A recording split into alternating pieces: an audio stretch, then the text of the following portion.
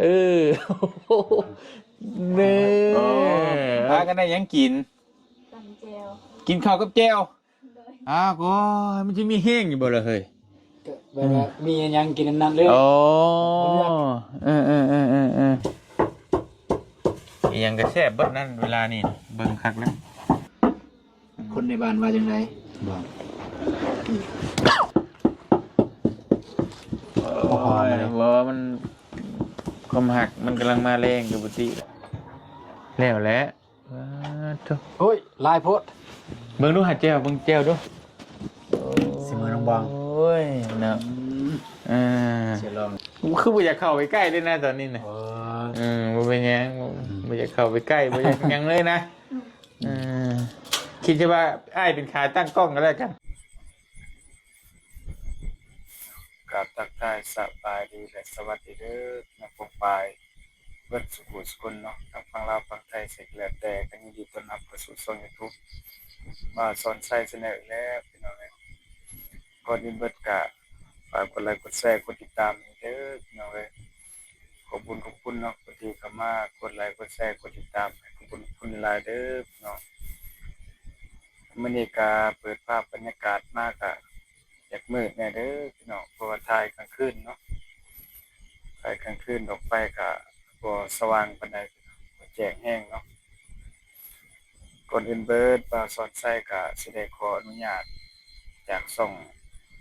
บ่าวเตียงทอง Channel อีกแล้วพี่น้องเอ้ยจังได๋ก็ขออนุญาตจากช่องเพิ่นเนาะเพราะว่าบ่าวสอนไส้ก็สิได้นำข้อมูลจากช่องเพิ่นมาให้ FC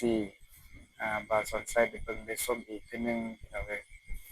ถ้าว่า FC บ่าวสอนไส้เนาะเขาอยากเข้าไปเบิ่งคลิปเต็มอยู่ช่องบ่าวเตียงทองก็ได้เด้อพี่น้องเอ้ยเอาไปกดไลค์กดแชร์กดติดตามเพิ่นเนาะแล้วก็อย่าลืมเป็นกำลังใจบ่าวสอนไส้หน่อยเด้อพี่น้องเอ้ย เพราะว่าคลิปนี้เนาะบ่าวสอนไส้ก็สิได้นำเอาข้อมูลจากช่องเพิ่นคือข้อมูลของน้องบองเลยพี่น้องเนาะของน้องบองที่ว่ากับเป็นคู่จิ้นกับบ่าวตูนเนาะพี่น้องเนาะเป็นคู่จิ้นกับบ่าวตูน FC หลายๆคนเนาะทั้ง FC ของบ่าวเต็งทองก็อันนี้เพิ่นก็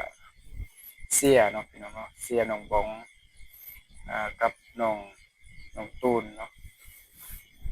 เสียน้องบองเนาะกับบ่าวตูนนี่อยากให้เป็นคู่รักกันอหลีเนาะพี่น้องเนาะเบิ่งเพิ่นแล้วก็คือสิเป็นคู่รักกันอหลีเนาะพี่น้องเนาะเวลาเบิ่งคลิปของน้องบองแล้วก็บ่าวตูนนี่ก็แปลว่า FC ได้เบิ่งก็ มีความสุขไปนำพี่น้องเนาะมีความสุขไปเบิ่งไปแล้วก็มีความสุขไปนำก็มี FC ของบ่าวเตียงทองนั่นเนาะเพิ่นก็เป็นห่วงเป็นใยบ่าวสอนไส้เพิ่นว่าได้ขออนุญาตจากส่งเพิ่นบ่เนาะเอาคลิปเพิ่นลงมาบ่าวสอนไส้ก็ขออนุญาตจังซี่เลยเนาะพี่น้องแต่ว่าบ่ได้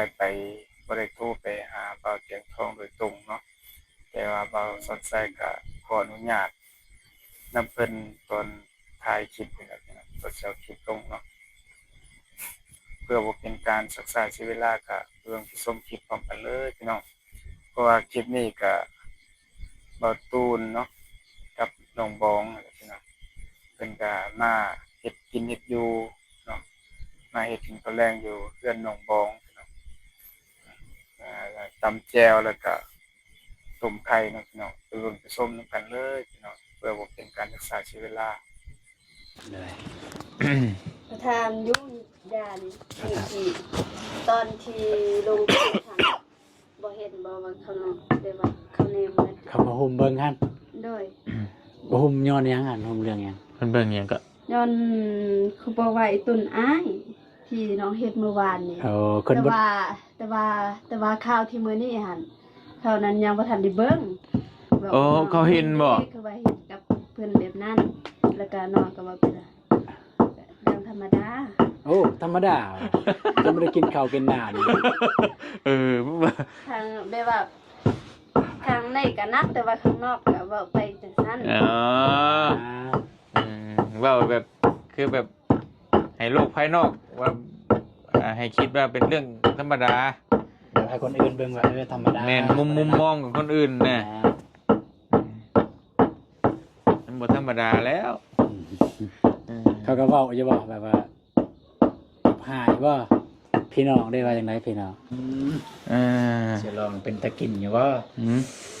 เอาดูเอาดูเอาดูหอมเยอะเนี่ยหอมเยอะ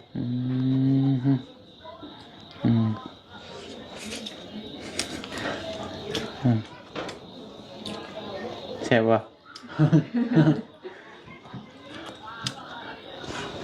แซ่บโอ้ยเนาะมาได้เถียงกินไหมกินไหมตามสบายเลยซึ่งรุ่มพุ่นไปเรือนน้องทิพย์พระจันทร์มียังติดหน่ะประตูนะบ้องเบิ่งด้วยเห็นบ่ไอ้ลีได้ข้างนั้นดิเห็นบ่ล่ะออกวะเห็นบ่ล่ะนั่นแหละดำๆมันมีหยังตาได้ติดประจักษ์นะมันหาบ่แม่นได้หากก็คือหากก็ติดออกจับประเภทเด้อเดี๋ยวยามันเดี๋ยวบ่ยามันเอาออกรถเพชรกับเพชรดอกบ่แม่นหน้าเฮาบ้องเอาเลยนี่โอเคเอามันยังติดไหนดีเลยแต่มันยังติดโอ้โหซีเมนต์ทานตรงคอนไพ่จับทานเอิ้นพี่น้องกินน้ำเน่มากินข้าวเด้อพี่น้องกองไปเปิดสุขุสุคนเปิดคลิปเลยแซ่บบ่หลอกมวนแซ่บบ่ด้วยแซ่บมาเด้อมาแซ่บนำกันเด้อพี่น้องเอ้ยเนาะมันบ่แซ่บดอกเจียวปลาเด็กอีสิแซ่บอยู่แซ่บอยู่บ่แซ่บแซ่บแต่เจ้าของหั่นแหละ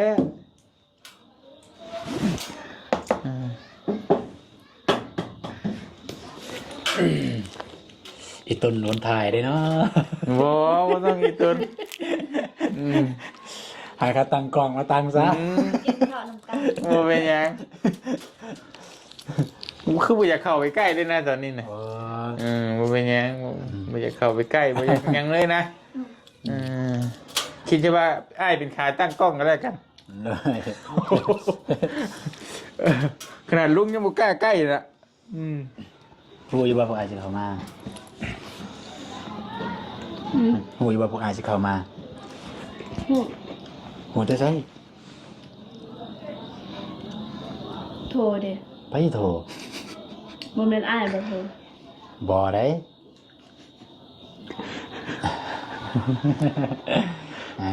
โทรมาแล้วเดี๋ยวคุยกันรถเด้อเดี๋ยวคิดว่าไอ้บ่ได้อยู่นี่ก็ได้กันมื้อกันว่างแต่เช้าเพิ่นอ้ายบ่สิไปแต่เช้าเลยบ่จะไปซื้อซีนให้น้องกันเลยมันมีคนถือนะไปป่ะตลาดบ่เลยโอ้บ่หนาวบ่บ่มันมีคนจับไปเจอซีนงูให้น้องกันเลยเพราะว่ามีผู้ใหญ่เพิ่นฝากกันมาให้ซื้อไปตลาดเช้าเลยโอ้กระบาดเลยหนาวช่ำเนาะเสื้อแขนยาวคุ้มเลยเด้อผู้เดียวแห้งหนาวแค่นั้นแหละเอาผ้าห่มไปน้ำตุ่มไปเลย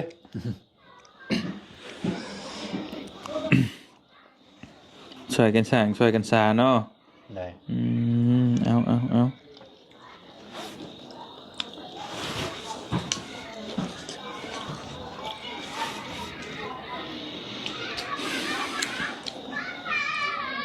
แซ่บได้แจวนี่แหละมักกินเหรอมัก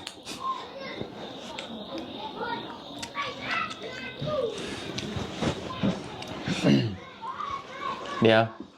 สมมุติว่าได้อยู่น้ำกันได้บ้องได้วันอีกปีนึง2 ปีมาถามให้ตำแจ่วแบบนี้ไม่ให้กินนะเสพว่าทุนยังนี่คือบ่มีแนวนี้บ่มีหยังใส่เลยเฮ็ดแต่แนวนี้ใส่แต่บ่ได้ประมาณนั้น ก็บ่เป็นหยังเรื่องอนาคตเนาะ ด้วย อืมแต่ว่ายังตอนยังบ่มีหยังนี่ยังธรรมดาอยู่เด้อ เสียบเลย แต่ตอนมีลูกโพดตัวนั้นสำคัญ อืม บัดนี้ลูก เออ มันสิเพิ่มเลเวลขึ้น เพิ่มเลเวลมันความมันยุ่งยากอีหยังเลยเฮาก็ต้องใช้ความอดทนสูงแล้วบัดนี้นะ ได้ เดี๋ยวมันสิโศกกว่าเก่าขนาดเนาะมันสิยากกว่าเก่าแล้วมันต้องโอ้บาดนี่จักสิลูกจักสิหยังบางคนก็พิษกันย้อนเด้ ลูกมันต้องให้ลูกให้ลูกห้องจักอีหยังแล้ว ยังช่วงนี้ยังระดับหนึ่งมันจะคอยอัพขึ้นไปเรื่อยมีลูกคนหนึ่งชำหนึ่ง2 คนหรือว่า โอ้ยรู้เรื่อง แต่เฮากับปฏิเสธบ่ได้เลยจ้ะคือสิ่งมันต้องมีเห็นนะเฮามีเมียก็ต้องมีลูกแต่ก็เฮาก็ต้องทำใจไว้แล้วตัวนั้นแต่ก็อดทนนั่นแหละนี่คือบอกไว้ก่อนว่ามัน บึงใจให้รอดก่อนจึงบอกเรื่องลูกบัดนี้เนาะ อันนี้ว่าสมมุตินะ ได้ สมมุติว่าถ้าเอาอยู่ร่วมกันเอากันอีหลีแต่งกันงานกันอีหลีนะใหม่ๆเนี่ยจะโอ้ยเอาแล้วไปใช้ไปน้ำกันบ่อยากป้าก้นกันนะยกตัวอย่างคือไปเก็บกาแฟอย่างที่ก็โอ้ ผมบ้องคนแบบได้คนหึงห่วงว่าจะแบบจู้จี้ว่า คันเป็นเนี่ยบ่มักบ่ เป็นแห้งกับบรรยากาศก็เนาะตัวอย่างว่าเราไปเวียกไปงาน ก็แม่นก็เบิ่งตัวจริง ไปเวียกไปงานพอทนได้แต่ว่าไปนัดกับผู้สาวเนี่ยอันนี้ โอ้โหแบบนี้ บ่มีดอกว่าเพิ่น แปล แต่ ว่า ว่า เดี๋ยวว่าไปเวียกไปงานมีเวียกมีงานอีหยังก็ ตัวอย่างก็จะอันนี้เนาะคือแบบหมักไปเตะบ้านตัวอย่างเนาะหรือสิไปนำ ไปเตะบ้านไปนำ ไปนำไปเสีย ก็ดีไปเตะบ้านแล้วไปนำก็ดีสิมาฮับ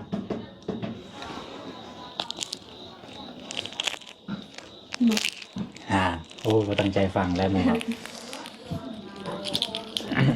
หมอน กตัวอย่างไปถ่ายคลิปถ่ายหยังที่กูเป็นหยังบ่ กับดึกสมมติกับดึกได้ถ่ายคลิปเนี่ยก็ยังซีแล้วเห็นพวกไอ้ กับ หนึ่ง เด็กแต่ก็ต้องมีเหตุผลว่า ไอ้คนไปถ่ายงาน บอกก่อน บ่ได้บอกทุก กับบ่ว่าหยัง บ่ได้บอกทุกมือใดบางมือก็บ่ได้บอกเด้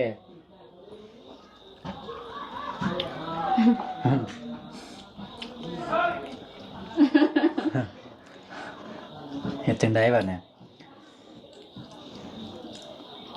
สิเก็บกระเป๋าเมื่อเลย ต้องพิจารณาเบิ่งก่อนบ่ สิเบิ่งก่อนว่าเทื่อแรกเป็นจังซี่เอ้าสไตล์เบิ่งเทื่อสองก่อนเทื่อสาม เรื่องธรรมดา ธรรมดา ถ้า สิ่ง คิดแบบเฮ็ดงานน่ะ สิ่งสำคัญก็ต้องบอกนั่นแหละเนาะบอกต้องบอกว่าถ้าเหตุผลมาเลิกนี่อยู่ใช้นะ มือก็เซ็ตก็บ่ยากติสำหรับเซ็ต น่า เด้อ ก็แม่นนี่มีเหตุนี่ก็มีเหตุผล ไปดีก็เข้าใจ สมมุติว่ากลับเลิกนี่ไปไกลบ่ไปบ้านยังเมืองยังอีกแน่ต้องบอกนะประมาณนั้น บอกเลยว่า บอกได้ตูนเลยไอ้ก็บอกได้ บอกบ่ เหตุผลที่เขาเข้าเลิกนี่เขาก็ต้องบอกว่ามื้อนี้มาไกลมันมาบ้านยังเมืองยังนี่ก็เขาก็ต้องบอกได้เพราะว่าหนึ่งมันก็เป็นห่วงเด้ บอกทุกมือเลย บอกทุกมื้อต้องบอกได้ คันเตียงว่าบอกประสบการณ์เด้ แม่นเพราะว่าพอหนึ่งมากกะนึงเสียเฮาเพิ่นอาจจะไว้ใจเฮาอยู่เรื่องแบบผู้หญิงผู้หยังเพิ่นก็บ่สนใจแต่ว่าเพิ่นอาจจะเป็นห่วงเด้แบบไปดึกไปดื่นนึงเสียยังยันเกิดอันตรายกับเฮาจังซี่นะก็ประมาณนั้นเฮาก็ต้องบอกว่าตอนนี้ข่อยมาอยู่บ้านนี้มันกลับซ่าในเด้อหยังเพิ่นก็ฮู้ก็อาจจะบ่เป็นห่วงเฮาแค่นั้นแต่เฮาก็ต้องได้บอกนั่นแหละบอกได้ทุกมื้อนี่มีลูก2คนน่ะก็บอกได้ไปใส่ก็บอกเบิด แต่ว่าท่านเพิ่นก็สิเป็นห่วงเฮาแหละสาเหตุที่มันครอบครัวที่บ่ถูกต้องกันก็ผิดเถียงกันก็ครอบมันใช่มันบางเทื่อผู้ชายอาจจะคิดว่าบ่เป็นหยังเฮาอะเฮาฮู้ว่าเฮามาเวียกเฮาบ่บอกก็ได้สินะแต่ว่าผู้ที่ครองมันก็อีกอารมณ์แบบนึงเด้ผู้ที่ครองอยู่เฮือนว่าผัวเฮาสิเป็นหยังบ่ยันนี่ซั่นนี่นั่นคือน้องบัดอาจจะไปนี่ก็ขี่รถจักรเนาะ ได้ สมมุติเราไปถ่ายคลิปนี่มันก็ความอันตรายมันก็สูงเด้จ้ะนกตัวอย่างมันเกิดอุบัติเหตุนู่นนี่นั่นเด้เฮาก็บ่จักมันหยังก็เป็นห่วงเฮาก็บอกหั่นแหละคืออ้ายนี่ก็กลับดึกก็บ่เป็นหยังแต่ว่าต้องฮู้ว่าเฮาเฮ็ดหยังอยู่ไสหั่นน่ะคือนั่งลิ้นกับทน้องที่ก็กลับเที่ยงคืนนี่ก็ได้ แต่ว่าต้องฮู้ว่าอยู่กับน้อง ประมาณนั้น คือสิแวะกินข้าวก็ต้องบอกแวะกินข้าวกินน้ำแต่แค่นั้นแหละก็ชงบอกนี่ก็บ่ได้ยากดอก ศึกษาไว้ได้เดี๋ยวไปเส้นแล้วมันจะมีปัญหากัน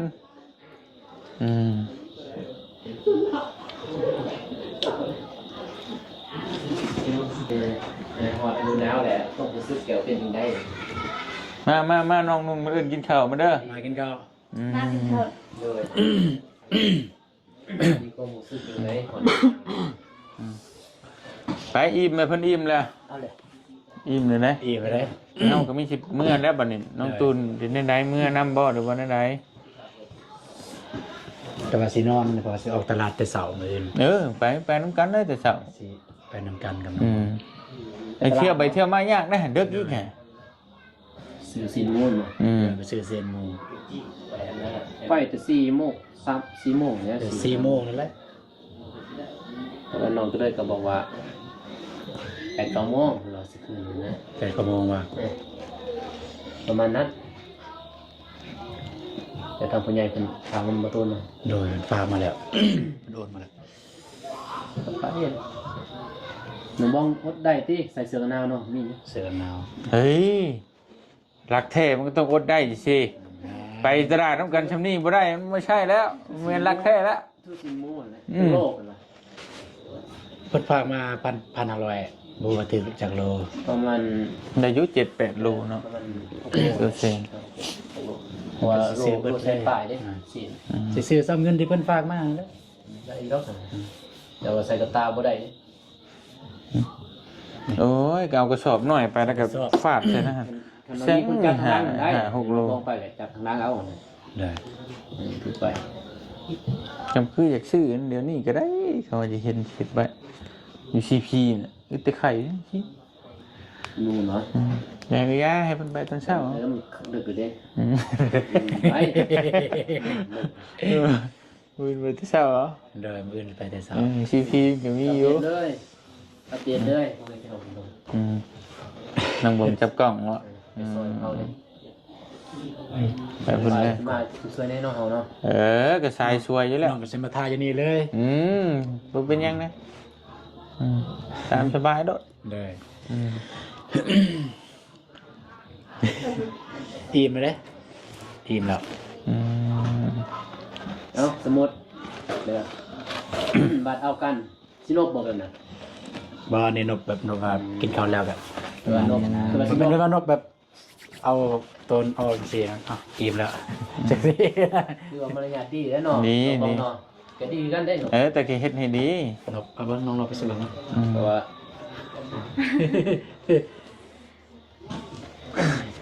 ไปนะเอาหาก็ขึ้นมาคอยจะฟังก็ตะหึงเลยเพิ่นหาก็ขึ้นมาได้ทนบ่ได้เลยนี่นะเบิ่งแล้วเขาเลยก็จะตำแจ่วนั่นน่ะ บ่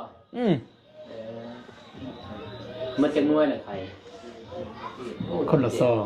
ซองอ่ะ1หายซองเลย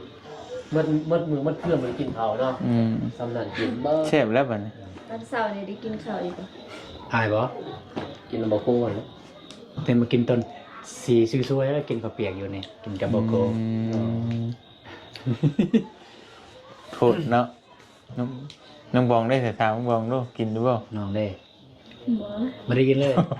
ตอนเช้าก็ไม่ได้กิน ตอน เมื่อคืนก็บ่ได้กินตอนเช้าก็บ่ได้กินตอนเที่ยงก็บ่ได้กินหาก็ ที่ไปไอ้พาไปบ่ได้กินเลยบ่น่ะบ่ เป็นแต่ข้าวจี่ เนี่ยตูนอืมมาไม่เนี่ยบ่ต้องเมื่อดอกฉันนั่นน่ะเบิ่งคักละนักกูน้องอีกเบิ่งคักละเออ บ่นักเด้อ มันยังอันนี้ก็ได้โอ้ มันบ่ไหวเด้อแก้ว เนาะกระโพดโพดเนาะเอ้ย ออกสวดออกสวด สู้อีกแล้วโอ้ อยากเบิ่งหน้าขี้โผล่ข่อยก็มีอยู่ พี่น้องเอ้ยเนาะนะ ไปเถอะเด้อไอ้กลับเด้อ ครั กับป้าเด้อ สิกลับหรือเปล่าก ลับได้สิกลับน้ำบ่อดูได้ไหน เลยนอนสินอนอยู่นี่แหละ โอเคได้ไหนกับว่ากัน ไปแต่เช้า เอาได้กะ รถเบาโกป้าอยู่อ่ะ ไปเชิญไอ้กลับกันเด้อเชิญเด้อ เด้อเด้อ เอา ใหม่ ได้เวลาเด้อ โดยเอาได้กะเพื่อว่าคอยจากันเด้ออืม ดีใจแล้วเลยเนาะเวลาคอมเมนต์ก็ดีใจนะ ดีใจก็แฮปปี้กันแล้วก็โอเคแล้ว สวยเวียนสวยงามบัดนี้ไป ไปบืนเจอกันได้อน้องเด้อ เจอกัน ฝันดีเด้อคือจะฝันดีอยู่ดอกสบายดีสบายดีเอฟซีนี่ ไปดี เออ